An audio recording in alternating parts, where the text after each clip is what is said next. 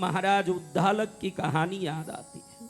इनकी कहानी, उद्दालक महाराज की कहानी याद आती है। अचानक मुझे याद आ गई, ऐसे ही सोच के नहीं आता हूं कि क्या बोलना, लेकिन याद आ गई। बड़े ही ब्राह्मण विद्वान बनने के लिए माता पिता के द्वारा गुरु के पास भेजे गए, बुद्धि में कुछ नहीं चढ़ा। सब लोग पढ़ते हैं, ये पढ़ने की कोशिश करते हैं। सब लोग स्मरण करते हैं, ये स्मरण करने की कोशिश करते हैं। गुरु ने देखा कि रोज एक ही पाठ बोलता है, कई वर्ष हो गया आज तक एक पाठ ढंग से नहीं बोल पाया। गुरु को गुस्सा आया, तू जा, पढ़ाई का लायक नहीं है तू, गुरुकुल के गायों का ध्यान दे। गुरुकुल में रसोई बन रही है तो उधर जाके सेवा कर, गोबर निकाल करके खंडे बनाने में लग जा, बाहर जाके पौधों को पानी डाल। गुरु का कृपा, गुरु की आज्ञा, अरे सिरोधार्य है बच्चा। समझ पढ़ाई में कम जरूर थी, लेकिन आज्ञा का पालन में कम नहीं थी। गुरु जो बोले वो करने जाएं, पौधों को संभालें, दूध दुएं, सब काम करें।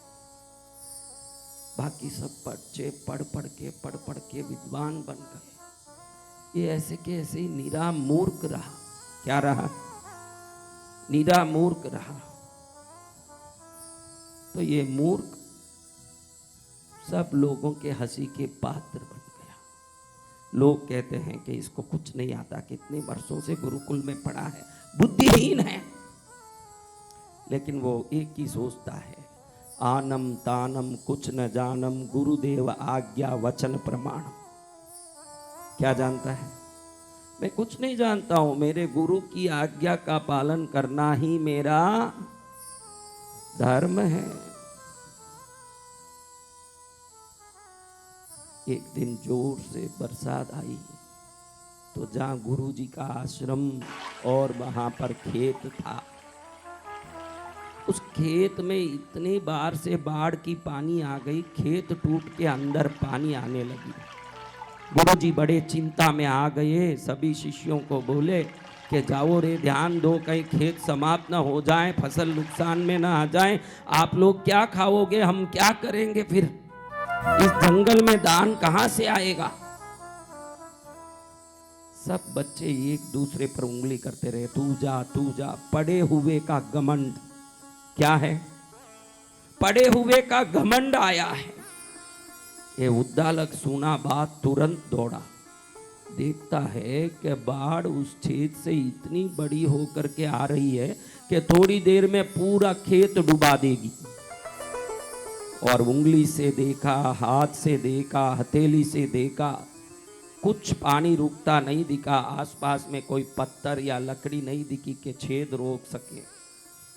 खुद के पीठ को देके वहीं सो गया कि मेरे पीठ के बल पर ये छिद्र रुक जाएं तो पानी आना रुक जाएगा।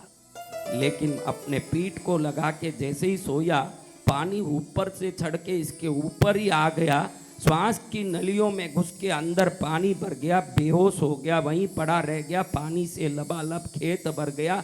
इसको ढूंढते गुरुजी देखते हैं कि बच्चा क्यों नहीं आया, बच्चा क्यों नहीं आया। सब ढूंढो, इधर उधर सब ढूंढ रहे, कहीं नहीं मिला। गुरुजी को लगा जरूर ये मेरी आज्ञा का पालन करने वाला इस बाढ़ को रोकने कुछ किया होगा। उस चक्कर में कुछ न कुछ इसको हुई होगी। बाढ़ के उस दीवार पर गए जहां ये पड़ा, गुरुजी बराबर पहचान गए। पैरों पर उसका शरीर लग गया और झुक के देखते हैं तो अंदर मूर्छित पड़ा है।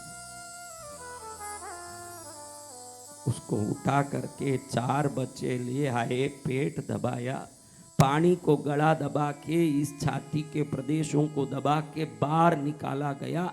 बहुत पानी निकालने के बाद, गर्मी सेकने के बाद, उसके पैर के तलवों को अच्छे से मलम करके लगड़ने के बाद उसको थोड़ी सी सूधी आई।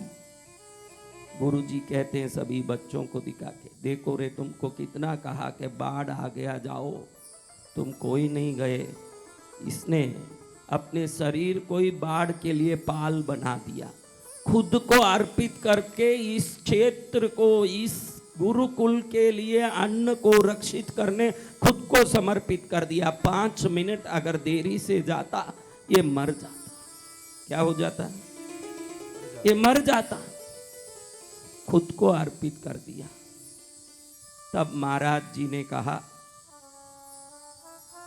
बेटा ये सब पढ़ लिए, होशियार भी हुए और कई वर्षों तक पढ़ेंगे। तेरे माँ बाप ने भी तुझे यहाँ पढ़ाई के लिए भेजा कि वेद अध्ययन करेगा, ज्ञान प्राप्त करेगा, उत्तम योग्यवान बनेगा। लेकिन तू तो मेरी आज्ञा के चक्कर में गायों को दूते हुए, लकड़ी काटते हुए, घास काटते हुए रह गया बेटा। लेकिन अगर गुरु कृपा निश्चित काम करती है तो आज मैं वरदान देता हूँ कि सनातन धर्म में जो 18 पुराण हैं, तो बिन पढ़े ही ये 18 पुराण का व्याख्या लिखेगा। ये मेरा तुझे वरदान। तो आज आप 18 पुराण के जो भी व्याख्या विभिन्न रूप से देखते हो, ये सभी व्याख्या उसी ऋषि मुनि की लिखी हुई है जो एक अक्षर नहीं पढ़ा और गुरु कृपा से महाज्ञानी बन गया। अब आप बोलो, आप अपनी बुद्धि से आगे बढ़ जाओगे कि कृपा से आगे बढ़ोगे? बोलो, आप सोचिए कि आपकी बुद्धि से आगे बढ़ना होता तो आप आज कहाँ होते? हाँ, बुद्धि तो बहुत लगाई जीवन में, बहुत बुद्धि लगा के हर जगह आगे आगे घुसने की कोशिश की, लेकिन गुरु जिसको आगे रखना चाहेंगे वही तो आगे रहेगा। हाँ? जिस पर गुरु कृपा करेंगे। देखो, इधर आगे बैठ जाने से कुछ नहीं होगा। इधर जो आगे बैठे इस नंबर को मत गिनना, गुरु के दिल में आगे रहने की कोशिश करिए। मुझे मेरे गुरु के दिल में आगे रहना है, ऐसा झगड़ा करके गुरु के दिल से हट जाओगे आप। बिल्कुल आगे बैठने के जो झगड़े हैं ना, इसमें गुरु के दिल से आपके लिए घृणा उत्पन्न हो जाएगी। ऐसे हल्के लोग पैसे वाले होते हैं जो अपने पैसे के घमंड से बताते हैं कि हम भी पैसे दिए। तेरे उस पैसे से इस तीर्थ का कुछ होगा कि तेरे आने के पहले हमारा कोई काम रुका था?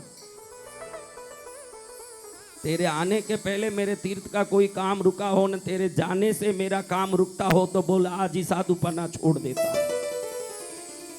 न रुकने वाला है न कभी चलने, वो बनाने वाली भगवती है तो वो सब काम करती है। इसलिए मेरे भाइयों बहनों, योग साधना में आए हो तो योग साधना का पहला लक्षण समत्वम उच्यते। क्या? सहिष्णुता। क्या चीज? सहिष्णुता, क्षमता। समता बोलते हो ना आप लोग, समता, समता धारो बोलते हो क्या? समता। वो समता, ये बगैर ये सब साधना करके क्या करोगे मेरे बच्चों? आपको क्षमता आना है। जहाँ जगह मिली वहाँ बैठ जाओ, बोल दो संसार को कि मैं कहाँ बैठा हूँ उसका मुझे कोई चिंता नहीं है, मुझे संसार में नहीं ईश्वर के दिल में जगह पकड़ना है।